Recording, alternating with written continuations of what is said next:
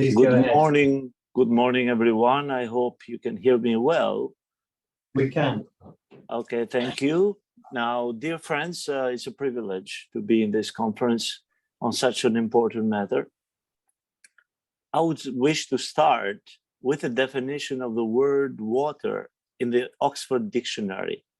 If we read on it, this is what we read: water, a liquid without color, smell, or taste that falls as rain, is in lakes, rivers, and seas, and is used for drinking, washing, etc. Water is the name given to the chemical compound of oxygen and hydrogen with the chemical symbol HO2. Such a dry and incomplete definition, of course. A chemical compound taken for granted by most of the populations of the globe, while for some peoples of the world is a necessity and an urgency. Moreover, water connects people from different continents and cities, and it has a huge influence on development, poverty reduction, equality, and security of countries.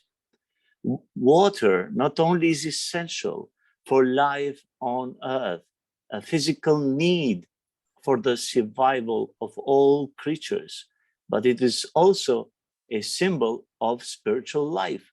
And we find water, as it was mentioned by my colleague, 722 times in the Bible. And we have water since verse 2 of the Bible in Genesis. And the Spirit of God moved upon the face of the water, says in Genesis 1, verse 2. And we find water from Genesis to Revelation. It's also mentioned in, so we know before the earth there was water. And God said, let there be a firmament in the midst of the waters, and let it divide the waters from the waters. So here we know Genesis 1, verses 6 to 8, then before the earth was created, we have the ground, the earth, there was water, and water creatures such as whales are mentioned as well. As we see in these passages, these are this is an indication since the very beginning of the Bible of the importance of water. We have also water in the Garden of Eden, and 4 rivers are mentioned: Pishon, Gishon, Shigedel, and Perat. But water is more than that throughout the Bible. We have water as a symbol of the Holy Spirit. Water, even water, is it represents the Trinity. It represents Christ. In John 7, verse 38, we read, if everyone thirsts, let him come to me and drink, says Jesus. In both the Old and New Testament, the word water is used as a symbol for salvation and eternal life. We have in John 4, I'm the living water, says Jesus. Whoever drinks of this water shall never thirst again, and so on.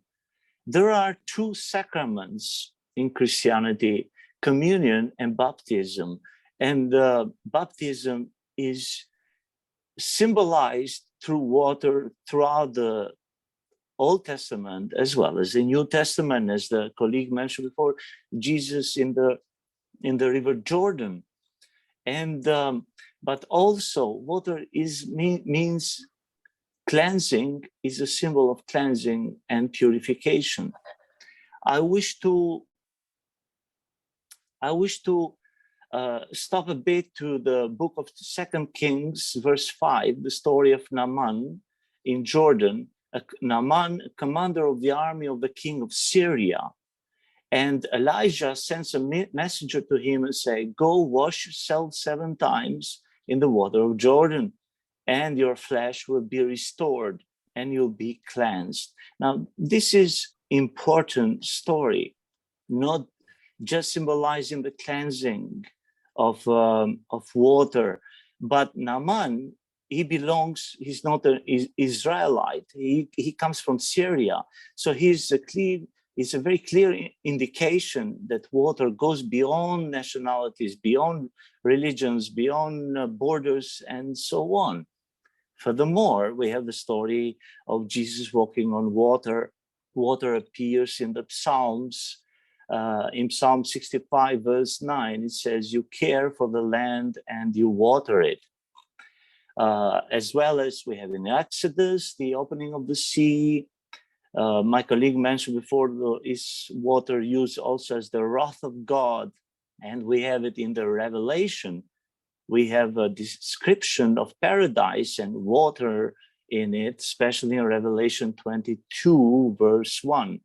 Now, I wish to stop for a second and emphasize a widespread misconceptions of religious peoples and nations. Some fanatics, conservatives of different religions, they sadly, throughout the centuries, have considered natural resources as blessings of God upon certain nations, and the lack or the curse of God or those lack of those resources on some other countries who do not have them. So saying it simply, if you are blessed, God is blessing you, and if you have no water, God is upset with you and is angry with you. Now, as a professor of civilization history, this goes back to the wrath of gods in the early civilizations, in Roman civilization, Greek, and earlier on. So if God was angry with you, gods were angry with you, then they would punish you. So this is a wrong belief among any religion, to believe that, because God intended water for everyone. It should unite and not divide. Water is meant, and the environment as a whole, or any natural resource, is meant to unite peoples and nations. Those who have in abundance have been given it by God to share it with those who don't have. It is a way of uniting and not dividing people. It's a chance for people and nations to accomplish what God required from them. In a Shakespearean concept, as fond of Shakespeare that I am, I wish to illustrate with the Merchant of Venice in Act 4, Scene 1. The quality of mercy is not strained. It dropped as a gentle rain from the heaven upon the place beneath. It is twice blessed. He blesses him that gives and the one that takes. So this is the same in the Proverbs chapter 30, verse 9. So the one who has to give and share. So the Bible teaches that sharing is godly, and both the giver and the receiver might be grateful of what the Almighty has supplied. Now, I wish to bring to attention the mismanagement, an example of misuse and malpractice in my country, Albania. Albania is the second country in Europe for water reserves, but does not manage to meet drinking water needs. It supplies 1,300 cubic meters of water flow per second, and we as a country need only 1% of this reserve. About 68% of the amount that we produce goes to waste, is lost because of technical losses and lack of investments and, of course, mismanagement. While this is tragic, because while severe droughts have deprived people in many parts of the world, many countries, such as Albania, of course, are wasting water. While people struggle with thirst, 68% of Albania's water goes to waste. It's good that a few weeks ago, Albania and Italy is going to start a project. Albania is going to send water to Italy, to the Puglia region, because they are in need of water there. So this is a good initiative. Now, water is more than that. Water is equal to world peace. Water has been called the next oil. In the coming decades, the supply of water has the potential to influence geopolitics, diplomacy, and conflicts.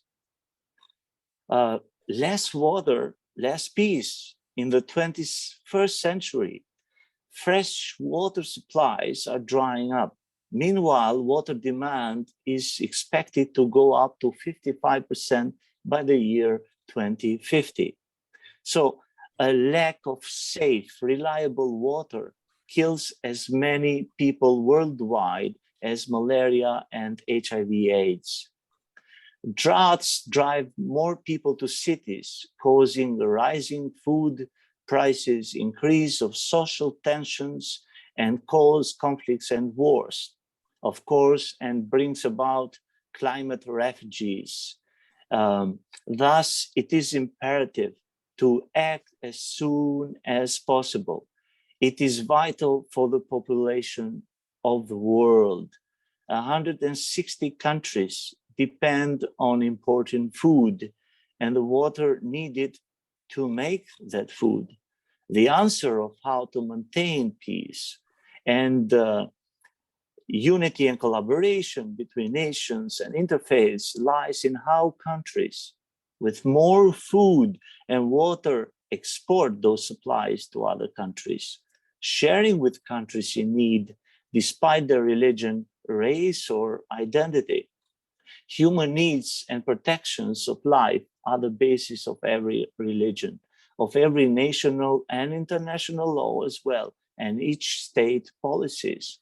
Borders are only a century-old concept, so the concept of nations is a recent one. For thousands of years of human history, the environment has served to humans without borders, race, and nations, but as a common good and necessity. In conclusion, water is a blessing. Water is life, and it should unite people of all religions, races, and nationalities. This is what God intended. This is what people deserve. It is a human right. It is an entitlement of every individual on earth. Thank you very much for your attention. I tried to respect my minutes, and I think I did well. Thank you very much Very for much. listening. Thank you. Thank you very much. Really interesting to hear a little bit about Albania, which is often not prominent in these discussions, certainly in Britain. Yeah. Again, any questions either from people online or here? We have a few minutes. Yes, Rana? Yes, I'm wondering if there is any initiative led by faith communities in Albania to do something about this water. Did you hear the question? I think I did. Just correct me if I'm wrong, but I'll just repeat it. Are there initiatives by faith communities in Albania to address this issue of wastewater in terms of changing people's ideas? I see. Okay. In Albania, which I use this opportunity because it's Albania's National Day today, so Independence Day, so it's a big holiday in this country. We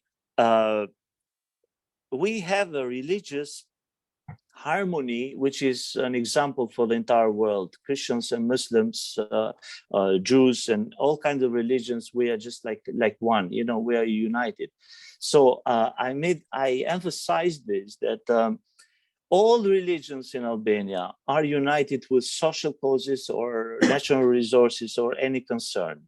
So definitely the water has been a common cause of interfaith communities in Albania. But despite all the efforts, despite the fact that we are number 2 in Europe, we can only supply 12 hours per day water for our citizens. So this has been a daily appeal of citizens to the government for better management of the water. There has been improvement, the government has responded, but still we are not there yet. We are exporting water soon to Italy, yet we are not supplying enough for our own people. But it is a shame that 68% just goes to waste.